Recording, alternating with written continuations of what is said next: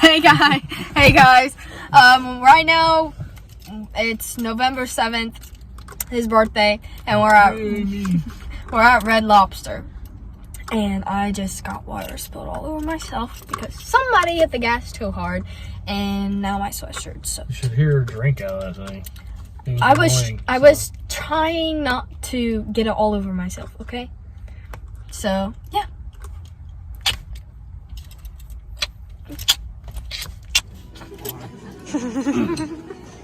Hello. Wait. Show.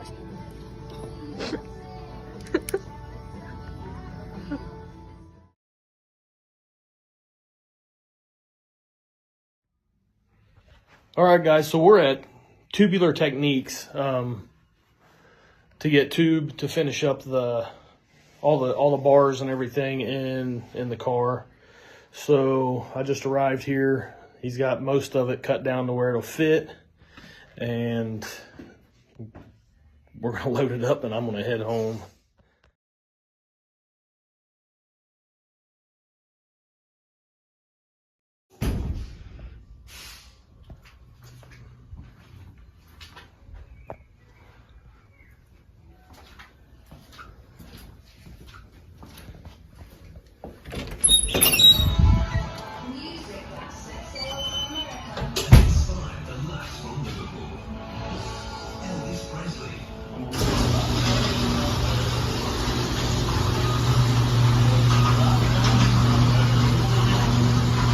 So I called yesterday afternoon to just to check the availability of the tube that I needed, and all chromoly or whatever, and they had everything on hand.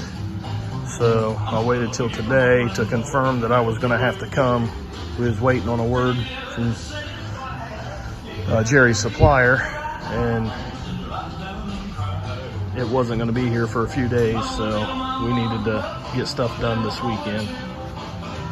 What are you measuring for? The rocker bore that I already screwed up on, I think. Let me go remeasure.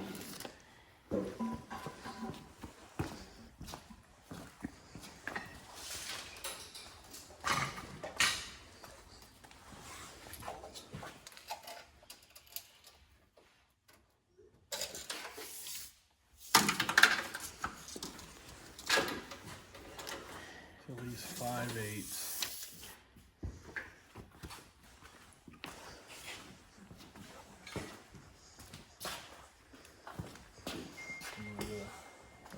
So we can trim it. It's just gonna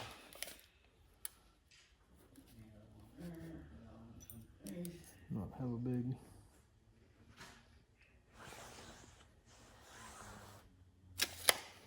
I'm gonna try it. Hopefully, if I can find a drill.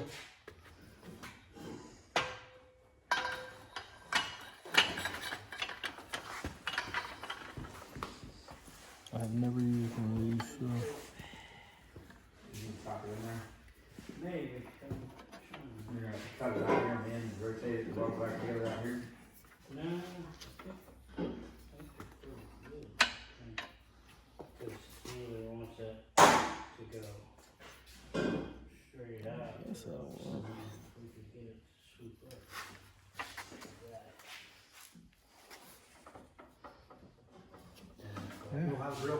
Huh?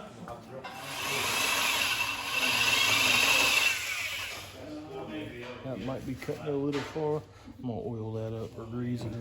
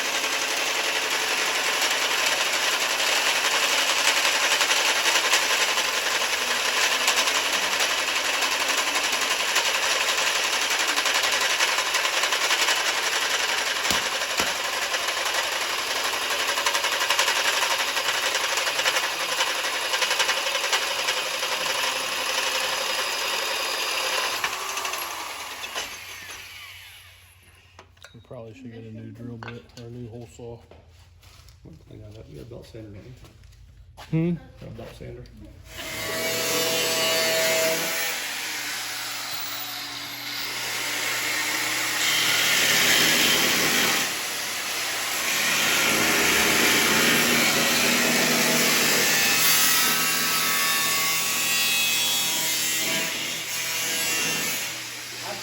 I found some sunglasses. You want to take that lens off. You can put a glove.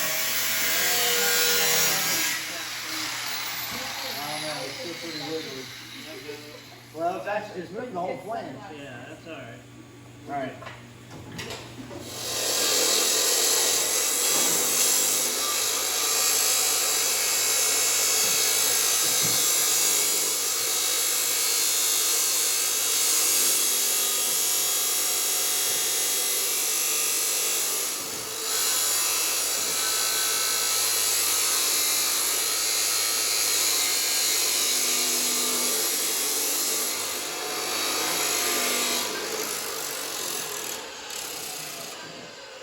One for.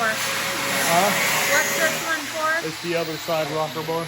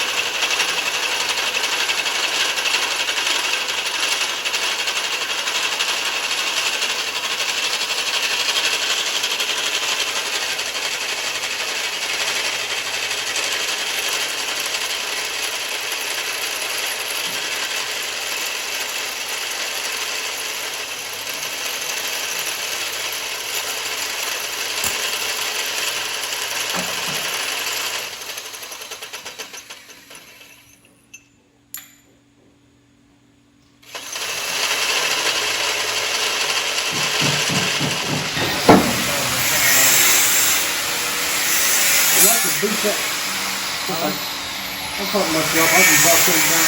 I want to get them flat, but I want to make sure it's cut in the rocker. Well, it's a junk, no, I ain't cutting the front, I'm cutting the floor. Like take these.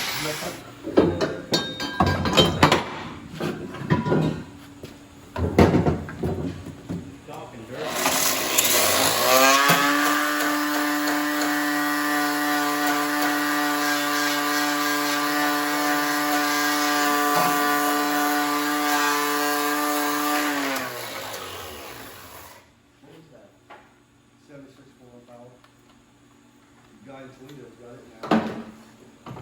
76 what? 4 on top. 4 on top.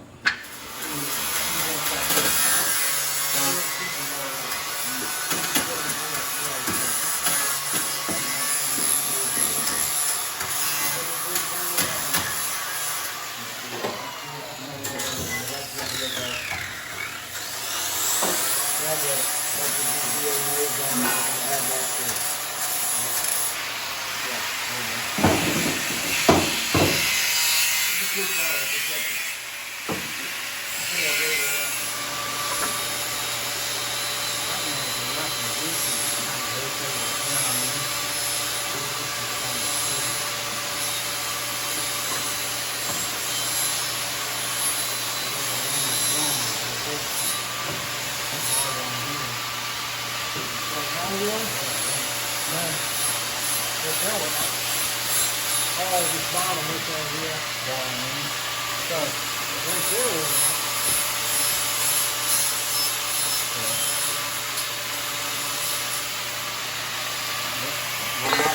Sorry, baby. Probably want at least a half an inch or so in there. how it's going to work. Probably a quarter off the bottom bar.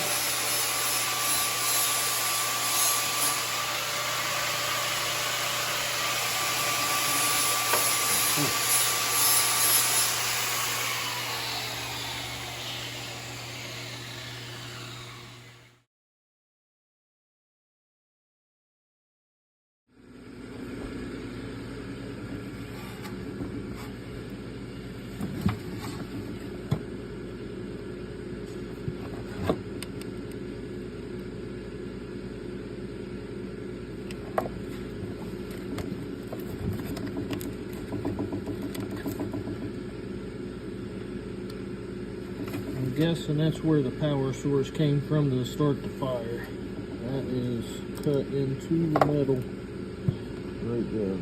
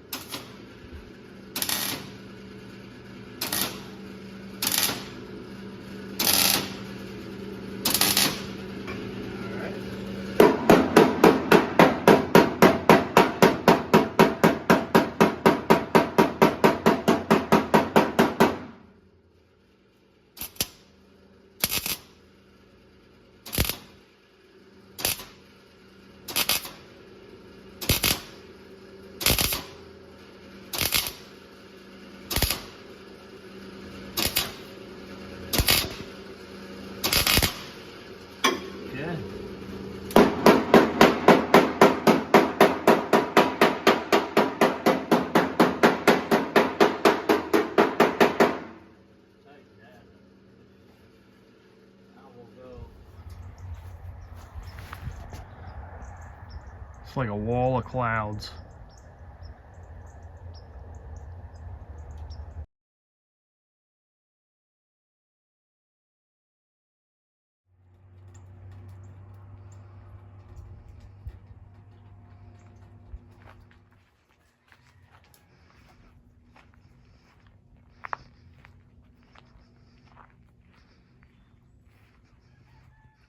Hey guys, Jess here.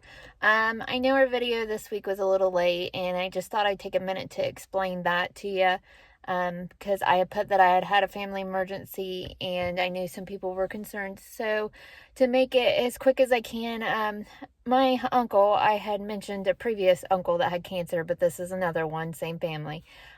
He has schizophrenia, and he was diagnosed probably in his older teen ages, and we've dealt with it as a family for a long time. He's been on some pretty heavy medications throughout his adult life, and my grandma had took care of him for a majority of it. He lived with her, and when she was unable, my mom kind of took over taking care of both of them. She is the primary decision maker for both of them.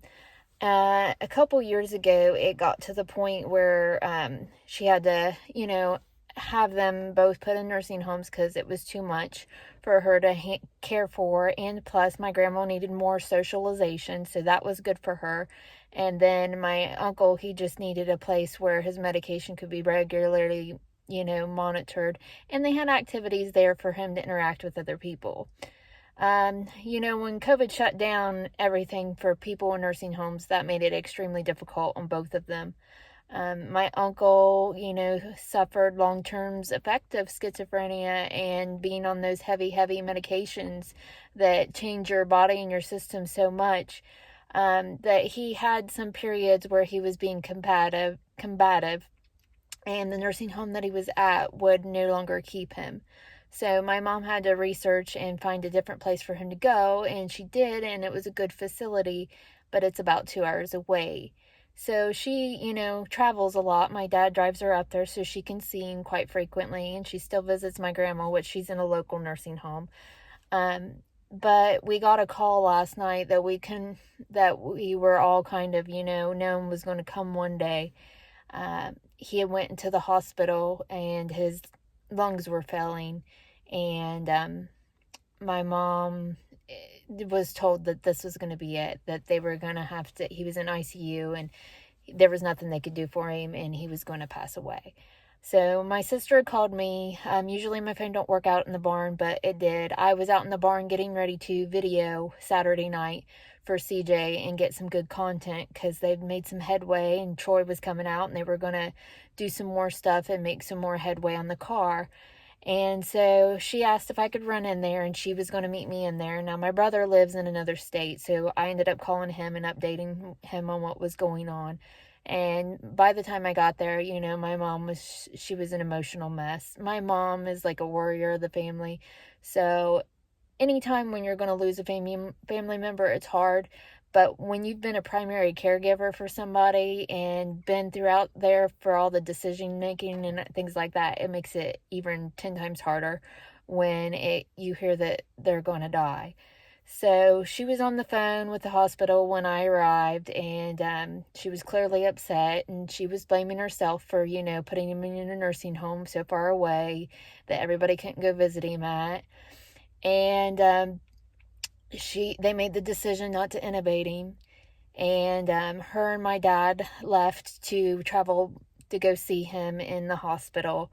My sister booked them a hotel. We made sure they had everything they needed. Put them in the car, and my dad messaged me later that night and said that they made it to the hotel and that they were headed to the hospital.